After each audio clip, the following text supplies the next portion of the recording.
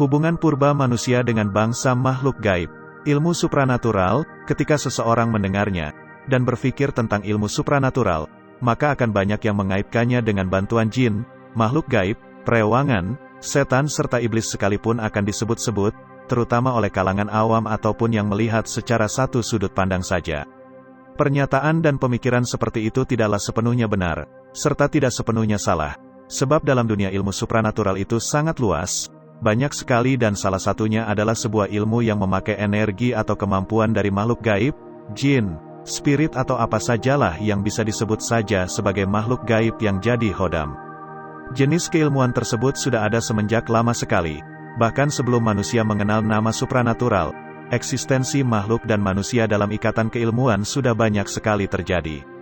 Meski JP Channel tidak tahu nama awal keilmuan tersebut, namun sampai sekarang dikenal sebagai ilmu perewangan jika dalam bahasa Jawa, sedang dalam bahasa Arab adalah ilmu khodam, ataupun ilmu sahabat gaib, dan ilmu ini seringkali disebut sebagai penghambaan manusia kepada makhluk gaib, jin, iblis, ifrit dan sebagainya. Apakah benar seperti itu?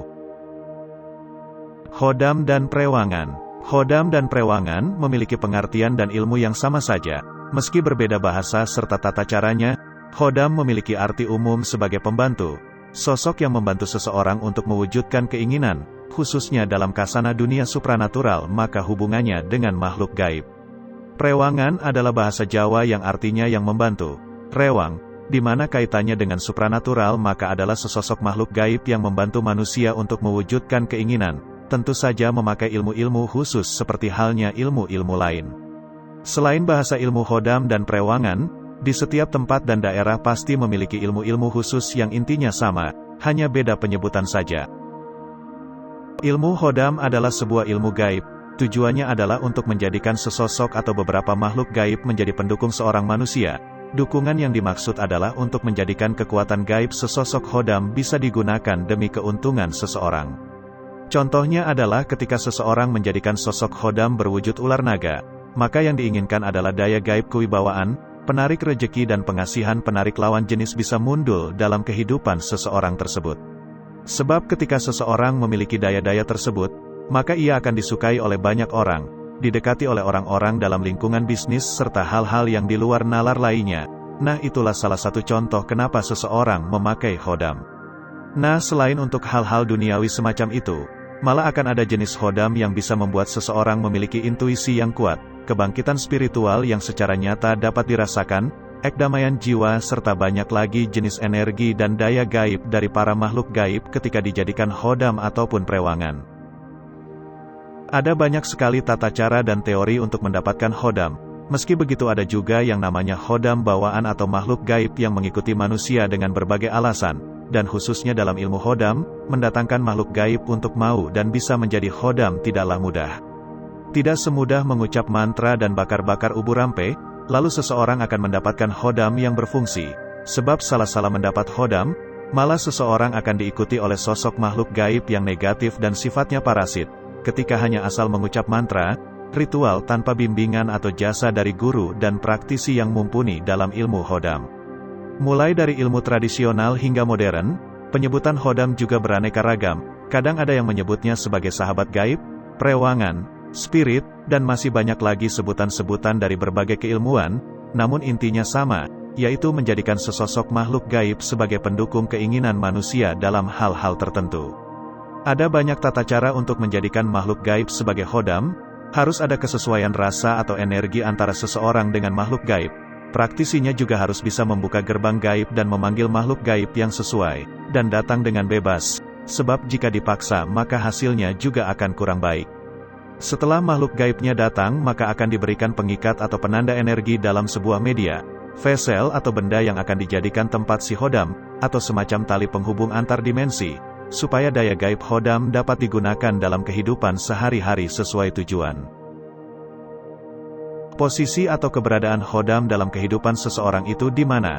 Apakah ada dalam sebuah batu permata, besi aji, kayu-kayu unik, atau di dalam tubuh seseorang? Tentu saja posisinya ada macam-macam, tergantung dari kemampuan praktisi yang menjadikan sesosok makhluk gaib sebagai khodam, namun sebagai garis besarnya adalah beberapa yang JP Channel sebut ini. Pertama, posisi makhluk gaib sebagai khodam ada di sekitar tubuh seseorang. Kedua, posisi makhluk gaib sebagai khodam ada dalam tubuh seseorang. Ketiga, posisi makhluk gaib yang jadi khodam ada pada sekitar pusaka, benda, vesel khusus. Keempat, posisi khodamnya ada pada tempatnya, hanya hadir saat dibacakan mantra pemanggil. Kelima, posisi makhluk gaib yang jadi khodam berada dalam sebuah media, benda, pusaka khusus.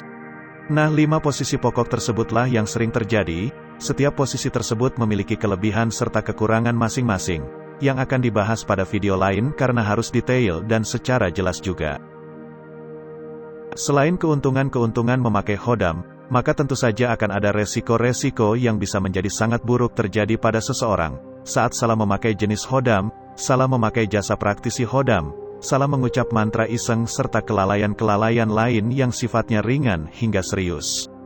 Maka sangat disarankan jika benar-benar ingin melakukan atau mengenal ilmu khodam, haruslah memiliki pembimbing dan menemukan praktisi yang benar-benar mumpuni. Semua resiko sebisa mungkin diminimalkan.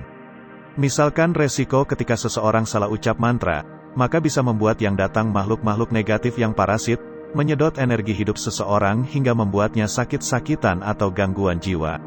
Salah pilih praktisi yang karbitan dan asal-asalan, bisa membuat seseorang habis duit, habis tanah tapi yang didapatkan hanya halusinasi serta resiko-resiko lain. Maka ditekankan kembali bahwa belajar ilmu supranatural, khususnya ilmu khodam harus benar-benar menemukan guru, pembimbing, penyedia jasa yang benar-benar ahli dalam bidangnya.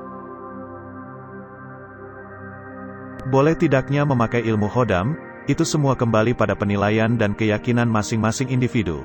Meski secara ilmu supranatural itu semua ya tidak salah, semua ada proses dan tingkatan serta jenis ilmu masing-masing. Ilmu khodam bukanlah penghambaan manusia kepada makhluk gaib, akan tetapi saling bersinergi antara manusia dengan makhluk gaibnya, meskipun ada beberapa jenis keilmuan yang serupa ilmu khodam namun berbeda konsepnya. Konsep ilmu khodam atau perewangan bukanlah manusia berada di bawah kendali makhluk gaibnya, namun manusia menjadi pengendali atau penentu dari makhluk gaib yang jadi khodam, namun di lain pihak juga menghargai jasa-jasa khodam, dengan cara berterima kasih melalui pemberian sajian yang disebut tadi.